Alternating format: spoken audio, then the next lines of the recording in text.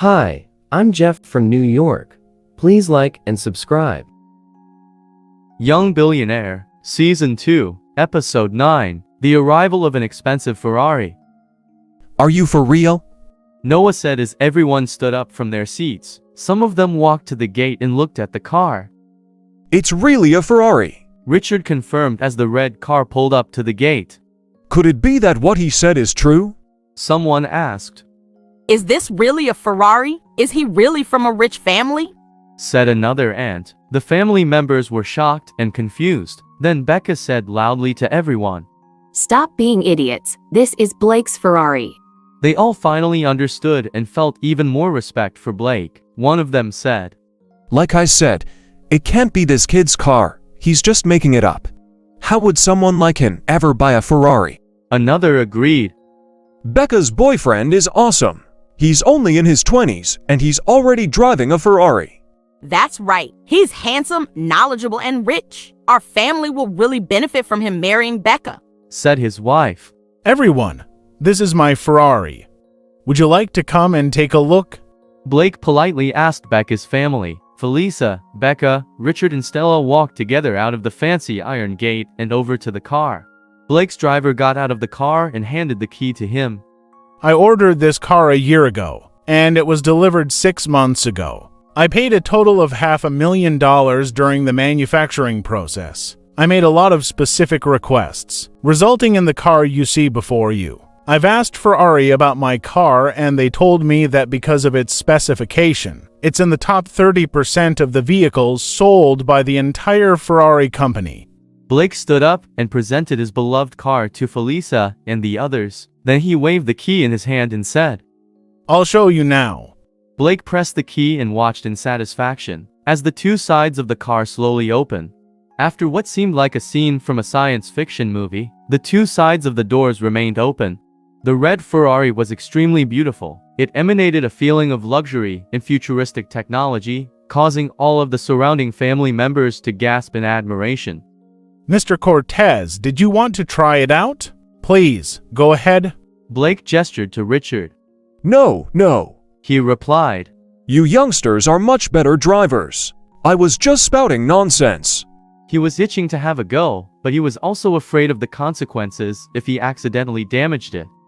Becca, let Blake take you for a drive around to the Purple Dawn Lake. He continued as he pushed his daughter toward the car. Great idea. Go on, Becca. Get in the car. Stella said, feeling excited for her daughter. Becca, let's go. Why aren't you getting in the car? Asked Blake. Becca smiled sweetly and climbed in. She didn't usually get to spend much time alone with Blake, and this was her first time sitting in a Ferrari, so she was very excited. Blake was about to get into his car when he caught a glimpse of Elisa and Jeff still sitting at the table in the courtyard. He called out to Jeff. Hey, buddy, I'm going to take a spin around to the Purple Dawn Lake. I hope I'll get to see your 2 million Ferrari when I get back. With a parting wave to Felisa, Blake drove the Ferrari toward the lake, watching the car drive away with 4 flames coming out of the exhaust cylinders. Everyone was impressed when they returned to the courtyard. They once again began to mock and ridicule Jeff. They said that Blake was the perfect boyfriend, while he was just a clown with a big mouth. Noah stared at him and said to Felisa, Grandma, how about to get someone to kick this kid out here already? Felisa turned to Elisa and said sarcastically, Didn't he say that someone was sending him a Ferrari worth 2 million? How can we afford to offend such a wealthy and noble person? The others were talking about how shameless Jeff was, yelling at him from time to time and trying to get him to leave, while praising Blake. Jeff, maybe you should just leave. Elisa whispered to him. She believed that he had made up the story about his new car because he was angry. I'm not lying. Someone will bring me the car. He replied with a bland expression. Elisa sighed softly and was quiet. Remelin glared at Jeff and said, Yes, of course we believe that someone's going to send you a luxury Ferrari. Don't you think you've embarrassed Elisa enough for one day? Why don't you shut up or leave? Half an hour later, more headlights appeared. Elisa's uncle stood up from his seat and looked at the door. He saw a big vehicle with flashing blue and white lights. It looks like an armored security vehicle. He told the others. Really? Someone replied. This truck is huge, much larger than the security vehicles at the bank. Everyone was wondering what a security vehicle was doing there. The Purple Dawn Lake was a long way from the city, and the armored vehicles were usually used to carry money and other things of extreme value within the city. They were all thinking, It's so remote here, and it's not on a major road. Strange an armored truck should show up here. What surprised them even more was that the security vehicle was heading directly toward their villa. When it stopped in front of the iron gate, two heavily armed men jumped down from the cab. In their hands, they were holding machine guns. They stood on either side of the truck, guarding it, watching from the courtyard. The Cortez family were terrified. They thought that someone in the family must have done something criminal. As the head of the family, Felisa opened the iron gate and walked out. The rest of the family hid behind her, watching the men. Everyone noticed a black Fiat pulling up behind the security truck. The Fiat stopped and the doors opened. Two men and a woman stepped out and walked quickly toward the courtyard. What's going on? Everyone wondered. Judging from their appearances, these are clearly respectable people. Are they here to visit the family? Hello, may I ask who you are? Felisa quickly went up to greet them, but she didn't recognize any of them. She asked them, Is this security vehicle something to do with you? "Hello," said one of the men as he shook hands with Felisa. He didn't introduce himself or his companions or pay her much attention. He was clearly looking for someone in the crowd. Family members looked at each other, confused. Mr. Myers, it's an honor to meet you. Hello, Noah. He said as he stepped forward. He often walked around the New York Auto Exhibition Center, and he recognized the manager, Charles Myers. He extended his hand toward Charles, who shook it distractedly, but he still seemed to be searching the crowd.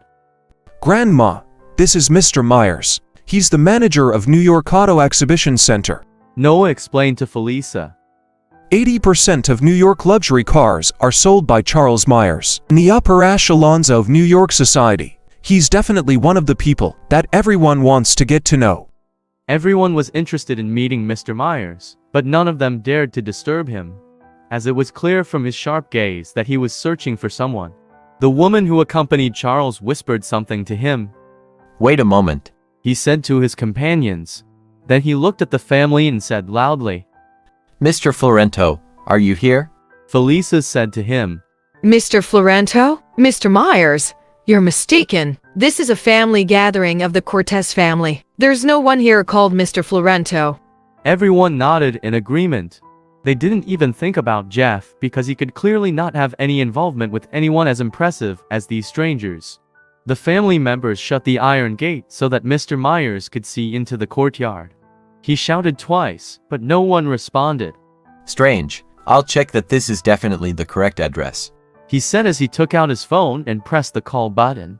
He put the phone to his ear, looking a little anxious. His companions understood that he was calling Mr. Florento and remained silent.